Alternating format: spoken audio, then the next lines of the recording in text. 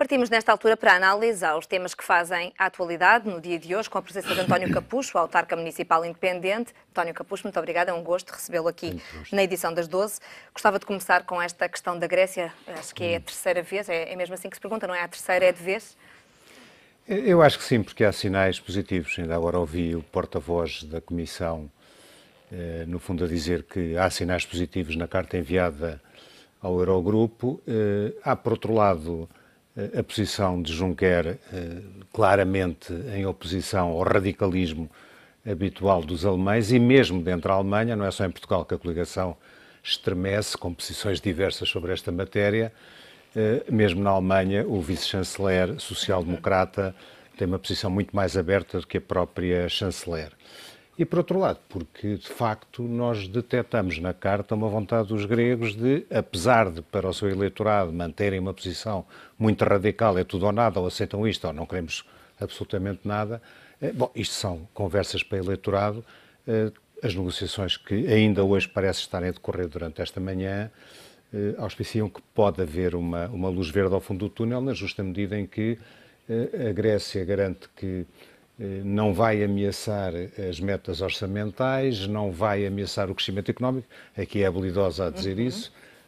Aliás, as palavras são de resto muito bem escolhidas para esta carta que é enviada ao Eurogrupo, mas nunca é dito a questão da austeridade, nunca se fala em austeridade, nunca se fala em programa, nunca se refere a palavra troika também. Ora, isto deixa um sinal, efetivamente, aos alemães de que pode haver aqui terrenos dúbios. Será por isso que a Alemanha está a ser tão dura nestas negociações? A Alemanha está dura porque tem uma chanceler que é extremamente dura, que é radical e que quer apresentar, digamos assim, uma posição muito firme e que conta com o apoio de vários outros países, designadamente hoje sabemos que, por exemplo, a Eslováquia, para além da posição portuguesa, mas é uma posição negocial de partida, não é?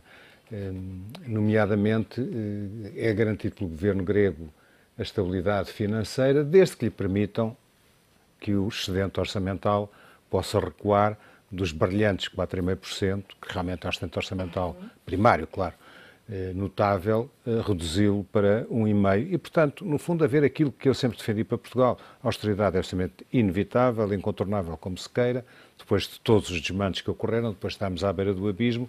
Agora, a dose é que não pode ser uma dose que mata o doente da cura. A terapêutica tem que ser mais lenta e tem que ser mais eficaz para não impedir o crescimento económico. Agora, aqui a questão da semântica é, de facto, qualquer coisa de muito importante. Essa questão que me estava a dizer, que era uma promessa do governo grego, já nesta carta, dizendo que não vai tomar nenhuma medida de forma unilateral que ponha em causa o ajustamento ou a consolidação orçamental, logo depois, dentro de casa, num outro discurso, diz que voltar a readmitir funcionários públicos não põe em causa o excedente orçamental ou não põe em causa a consolidação orçamental. Ora, tem tudo a ver com uma questão de perspectiva. Tem, mas repare, a minha convicção é que, de facto, há duas ou três questões que são tabus em termos semânticos para os gregos. Referiu, por exemplo, a austeridade e a troika.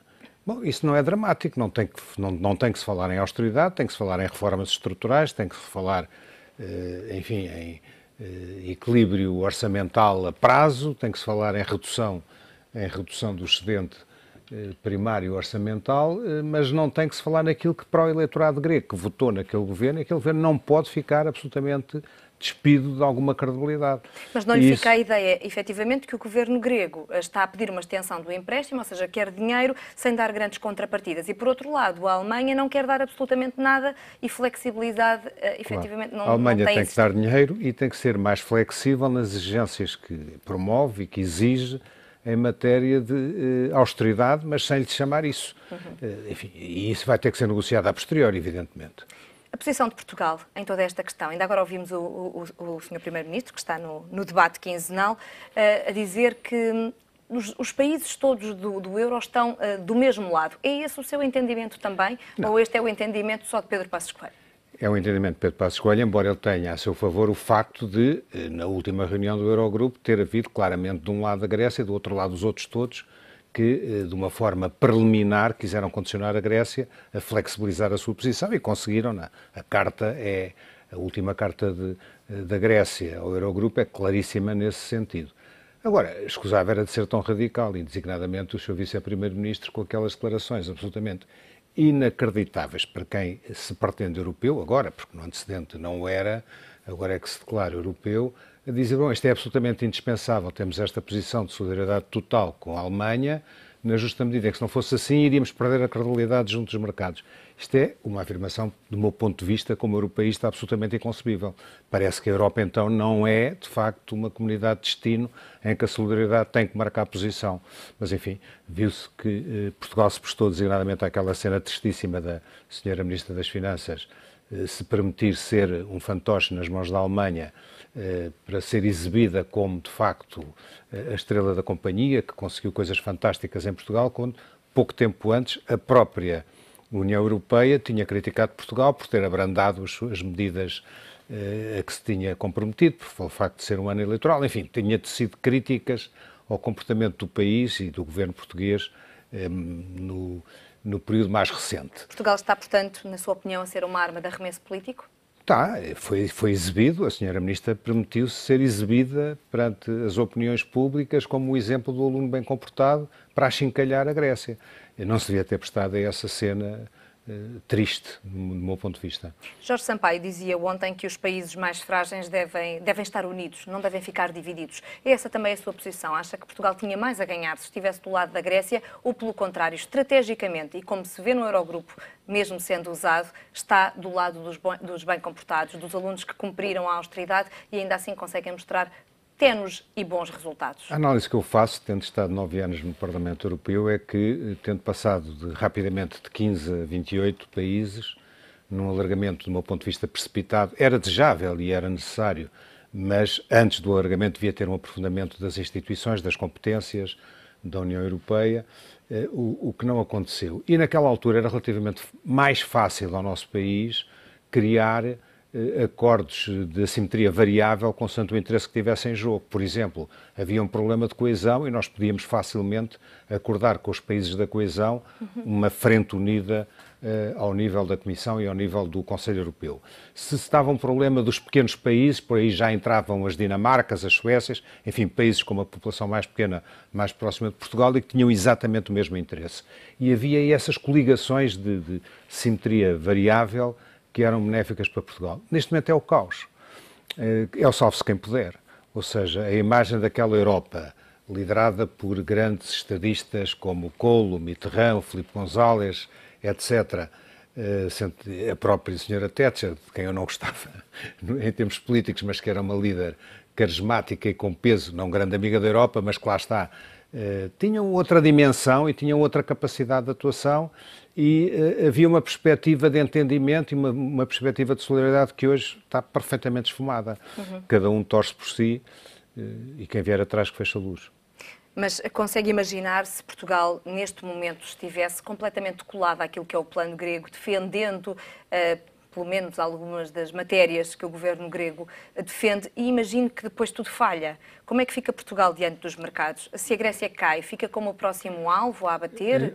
Vamos lá ver, Portugal não pode determinar a sua atuação política apenas em função da hipotética reação dos mercados. Não está demonstrado que os mercados reagissem assim, e eu acho que é uma desculpa de mau pagador o Dr. Paulo Portas vir agora com esta história de que não pode ter outra posição, porque senão os mercados ficavam aborrecidos. Não pode ser assim. Há outros valores de natureza política e de natureza de solidariedade que têm que ter primazia. Portanto, Portugal não podia ter uma atitude de abertura total ao Syriza, até porque está nos antípodas em termos ideológicos, isso compreende-se, o que eu não compreendo e rejeito liminarmente, não tendo rigorosamente nada a ver com a ideologia do Syriza, é que haja um complô nítido das duas grandes forças políticas europeias, a família social-democrata e socialista e a família democrata cristã, que hoje praticamente na Europa não se distinguem, que estão muito aborrecidas pelo facto dos seus partidos na Grécia, ter sido espezinhado, se é que a expressão se pode utilizar em política, o PASOK, e outro ter sido claramente derrotado, e esquecem-se que eram esses dois partidos, e não o Syriza, que são os responsáveis pelas trafolhices e pelas trapalhadas que se fizeram na Grécia e que não podemos ignorar.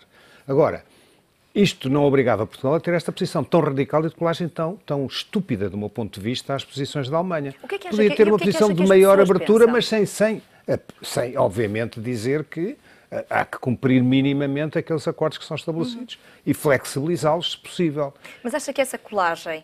Desculpe interrompê-la. E só beneficiaríamos com isso, porque se a Grécia, penso eu, e porque se a Grécia merecesse condições especiais mais favoráveis do que aquelas que Portugal tem, e por exemplo já os tem em matéria de juros, o que eu não percebo, Portugal seria beneficiado. Desculpe tê-la interrompido. Não tem problema nenhum. A questão seguinte tinha que ver com o facto de lhe perguntar se acha que as pessoas na rua, os portugueses, concordam com esta posição do Primeiro-Ministro ou se, pelo contrário, estão mais solidários com a Grécia? Estão divididos, em parte, como aliás em tudo neste momento, e à medida que se aproximam eleições, a divisão vai ficando mais clara. Agora, nós fomos muito, o eleitorado à direita foi muito afetado e muito seduzido por aquelas afirmações de que aqueles tipos são os malandros, que não trabalham, que toda a gente está reformada aos 45 anos, que as empresas não pagam impostos, que aquilo é uma bandalheira completa e, portanto, têm que entrar na linha. É uma linguagem que, de facto, se compreende que quer o eleitorado alemão ou sueco ou português, que tem que pagar, no caso dos alemães, ou tem que fazer sacrifícios altíssimos, no caso português, seja sensível a esta situação. Esquecem-se de um pormenor, de facto. Isto não justifica as maldades que neste momento querem fazer à Grécia e não os faz esquecer de que os culpados por esta situação não é nem o Syriza, nem o Sr. Varoufakis, são os partidos irmãos, em termos internacionais, daqueles partidos que estão no Eurogrupo nos outros 18 países. Mas concorda que a Grécia tem que mudar de vida, ou não? Claro que tem, mas está a mudar. Embora, eu já o disse aqui... Com muita resistência em alguns campos. Com muita resistência, como é óbvio, mas isso tem a ver com o eleitoralismo próprio destas situações, que o Syriza começou mal, abrindo as portas a algumas medidas de caráter demagógico e que, enfim, caíram mal nas opiniões públicas. Podia ter aguentado um bocadinho, primeiro chegar a acordo e então depois verificar que com esta redução dos 4,5% para 1,5% do sustento primário orçamental, que podia, enfim, subir o ordenado mínimo, recuperar alguns trabalhadores da função pública que foram despedidos injustamente, enfim, podia ter medidas para atenuar a austeridade, mas fez de chofre para mostrar logo a seguir às eleições que estava a cumprir o seu programa. Aí não teve razão. Muito bem. Há outro tema que nos traz aqui hoje. Manuela Ferreira Leite daria uma boa Presidente da República? Eu sou suspeito porque sou um grande admirador da Manuela Ferreira Leite, amigo pessoal dela e reconheço nela qualidades excepcionais, no plano pessoal, ético, político e todas as qualidades para exercer esse cargo. Fiquei agradavelmente surpreendido quando ontem estava convencido, sinceramente, eu não tinha dúvida que a pergunta lhe ia ser feita, sendo ela comentadora numa estação televisiva às quintas-feiras, não tinha dúvida que o seu colega Paulo Magalhães lhe iria perguntar, a não ser que acertassem antes, que isso seria tabu. Para já não acertaram antes que era tabu, a pergunta foi feita. Mas esperava que a resposta fosse 1000 vezes mais evasiva.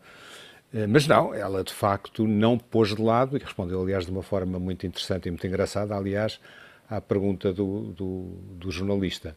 Portanto, no seu entendimento, o que é que ela disse, por detrás daquelas palavras?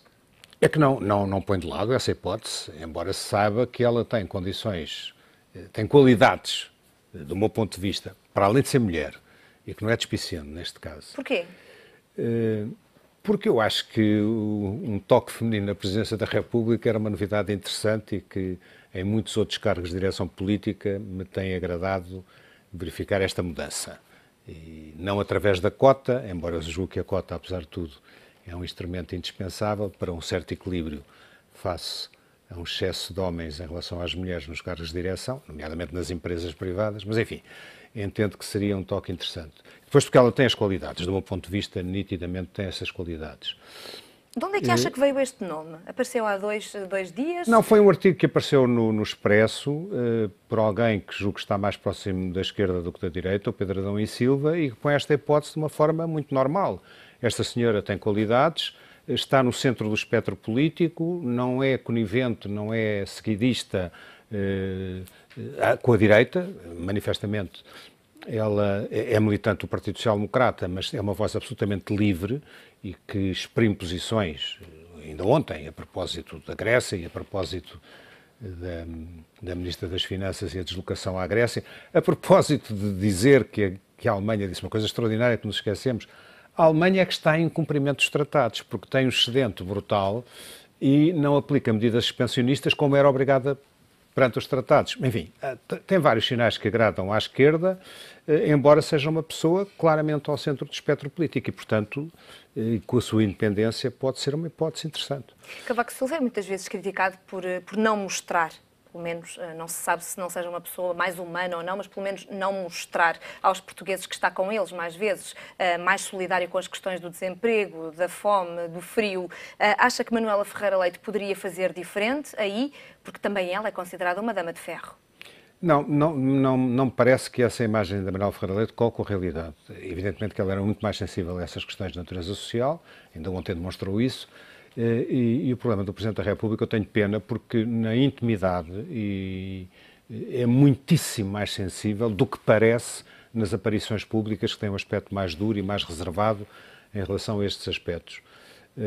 Mas eu considero que a Manuela Ferreira Leite, neste aspecto, tem grande vantagem sobre outros candidatos, que é a sua simpatia, a sua sensibilidade, não apenas para as questões económicas, mas também, muito especialmente, para as questões sociais. Isto não invalida que haja outros candidatos ao centro que eu considero que têm condições para serem bons candidatos ao centro e à direita. Não é? Quais são as suas apostas?